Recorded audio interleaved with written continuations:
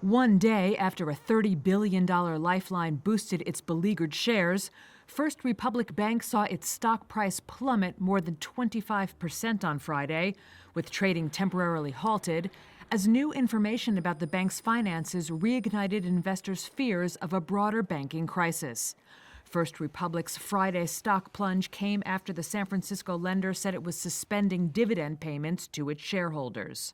It also disclosed recent changes to its balance sheet, including a more than $100 billion loan from the U.S. Federal Reserve that one analyst described to Reuters as, quote, staggering and painting a very dire outlook for the bank and its shareholders.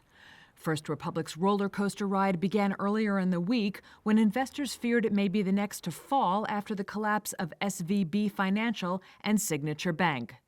Big banks including J.P. Morgan Chase and Morgan Stanley stepped in with the $30 billion lifeline in a deal that was put together by power brokers including J.P. Morgan CEO Jamie Dimon, Federal Reserve Chairman Jerome Powell, and U.S. Treasury Secretary Janet Yellen. Our banking system is sound.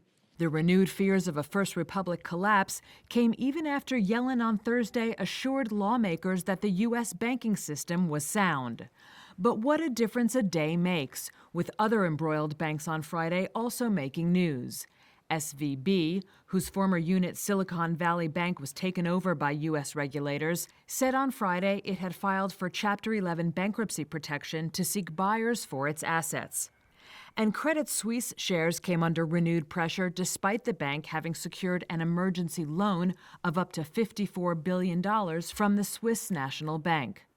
Renewed worries about the sector sank other bank stocks Friday and helped drag down Wall Street's main indexes.